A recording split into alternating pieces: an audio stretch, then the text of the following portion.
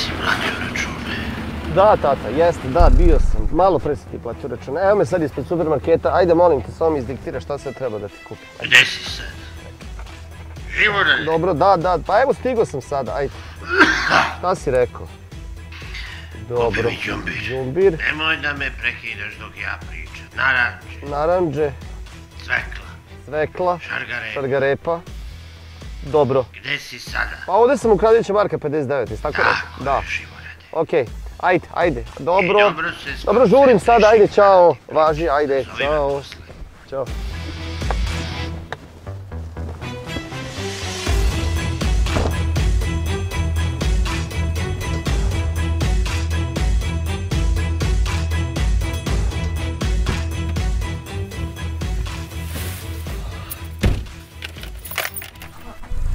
Halo.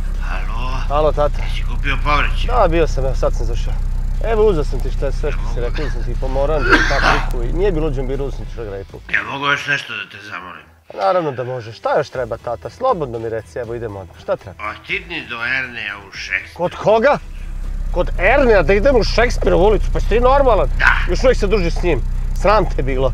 Jesam rekao da još uvijek pušite lulu, jel tako? Idi po med. Šta treba? Po med, koliko meda treba? Kila i po dve. 1 kila meda. Dobro je da otiću kod njega.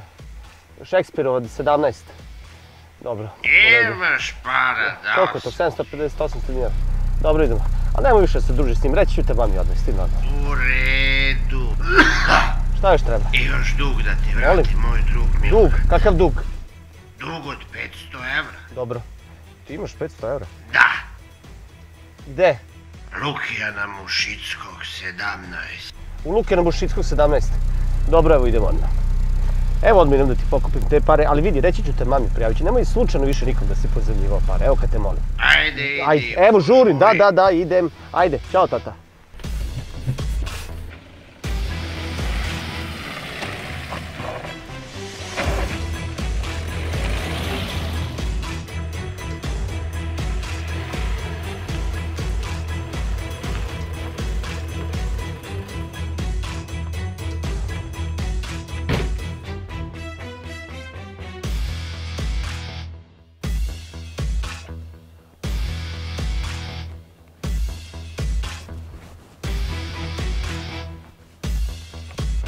Alo, tata. Jesi bio kod Milana? Jesam, bio sam evo malo pre. Pa ovaj čovjek kaže da on tebi nikakve pare nije dužan. Nije dužan? Da. Nije htio da mi da pare. On kaže da se ne zove Milorad, nego Milovan. Kako to? Da. A kako je Nemoj moguće? tata da se ne sve u redu. Malo me možda samo uvati ovako za kragnu i malo me gušao, ali sve u redu, ništa ne bude Pa jesi bio u broju 17? Molim? Živore, jesam ti rekao da se skoncentrišeš na brojeve, da ne juriš? Nema veze, tata, uzeo sam mu pare.